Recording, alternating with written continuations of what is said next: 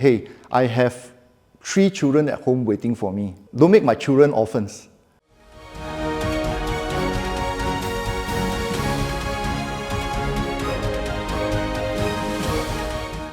My name is Sam, and I'm a real estate professional, and I am 60 this year.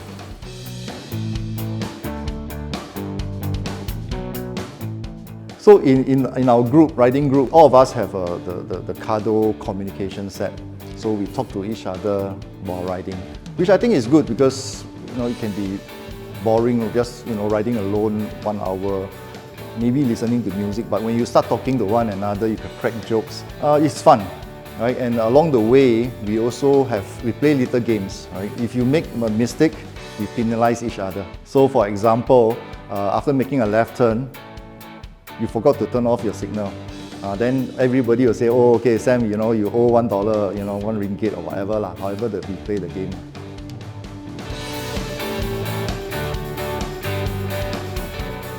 I take this opportunity to appeal to car drivers. I've been a driver myself for 43 years, right? So I must say that initially I get agitated also when I see riders lane splitting.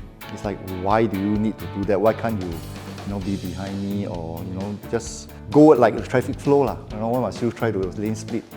But as a rider now, I start to appreciate the behavior and the mindset of riders. We do not want to be riding between 2 cars. The event of an accident, can you imagine you are the biker and 2 cars smash and you are the one sandwiched in between? That's the last place any rider wants. So the safer way is actually to be slightly off where there's an escape route.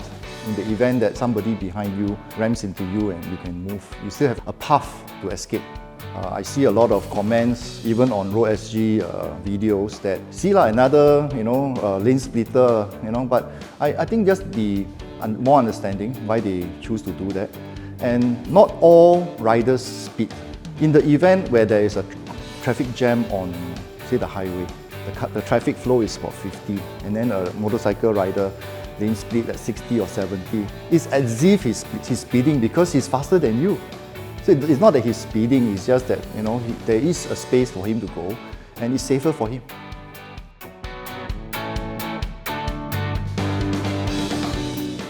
You feel a lot safer when you have an experienced rider behind you or riding by your side, and they will be able to debrief after the ride, or even along the way. If you have comset to say that, hey, this is what you should do, this is what you should not do.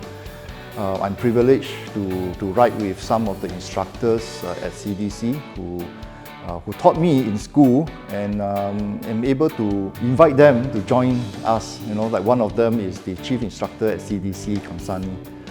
I enjoy every ride with him. He always likes to ride behind, so I never have a chance to see his back. But he's always there to give us the tips and instruct us what we should do, what we should not do. Especially when we do fast speed cornering, right?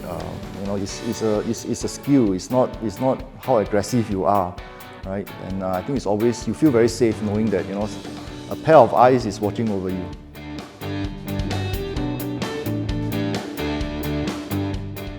I would say from my point of view as a relatively new rider, I learned a few things along the way. Always have the mindset that we want to ride home safely.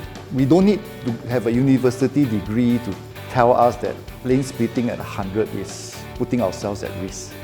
Do it at reasonable speed, that that it's still safe. But when I lane split, I learned this from someone who is an experienced rider. I learned that always keep your eyes on the front wheels of the cars that you are lane splitting. Because we tend to look at signals, but not all drivers tend to signal when they want to, change lane. So always look at the front wheels. The moment the front wheels start to turn, you know that the car is already coming out already. So that's when you need to quickly slow down. A lot of accidents can be avoided just by microseconds. The reaction time we're talking about really microseconds, and that reaction is important.